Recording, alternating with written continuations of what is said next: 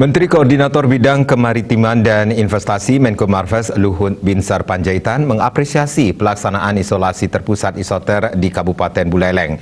Isoter yang terletak di kawasan kampus Jineng Dalam ini dinilai layak dengan tingkat keberhasilan atau success rate yang tinggi sehingga tidak ada pasien OTG yang meninggal dunia.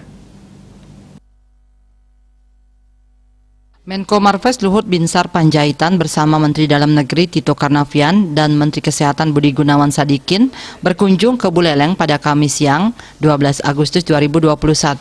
Kedatangan tiga menteri ini bertujuan meninjau pelaksanaan isolasi terpusat di Asrama Universitas Pendidikan Ganesha dan pelaksanaan vaksinasi di SD Negeri 3 Jineng Dalam. Kunjungan ketiga menteri tersebut ke Buleleng didampingi oleh Wakil Gubernur Bali Cokorde Oke Arte Ardanuskawati, Wakil Bupati Buleleng Nyoman Sucidre, Pangdam 9 Udayana Maijen TNI Maruli Simanjuntak, dan Kapolda Bali Irjen Polisi Putu Jayan Danuputra. Dalam keterangan pers yang diberikan langsung oleh Menko Marves, Menteri Luhut memuji pelaksanaan isolasi terpusat yang dilaksanakan di Buleleng. Dalam pelaksanaan isolasi terpusat di Buleleng, tingkat keberhasilan atau sukses rate yang tinggi. Banyak OTG yang sembuh saat isoter dan tidak ada OTG yang meninggal dunia saat isoter. Menko Marves menghimbau seluruh kabupaten di Bali harus membuat isolasi terpusat seperti di Buleleng, Bali. Tidak ada klaster baru di keluarga, ya, supaya tidak ada klaster baru di keluarga. Seperti yang di sini tadi kami lihat, itu yang paling penting. Vaksinasi saya kira sudah berjalan baik, tapi ini yang tidak jalan.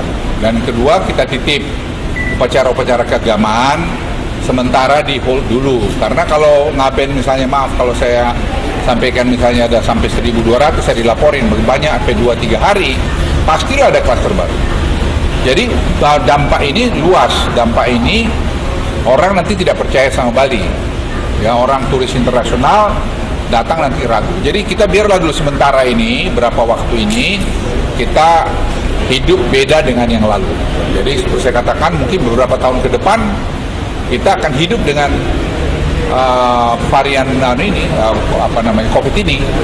Jadi kita semua harus tadi 3T itu, jadi testing, tracing, treatmentnya, kemudian vaksinnya sekarang jalan, dan tadi harus ada tadi isoter itu. Dalam kesempatan ini juga, Menko Marves juga meminta agar masyarakat Bali menunda pelaksanaan upacara adat keagamaan karena dapat menjadi klaster baru penyebaran COVID-19. Masyarakat Bali harus terus disiplin menerapkan prokes agar pandemi segera berlalu dan perekonomian dapat segera pulih. Komang Yuda, Bali TV.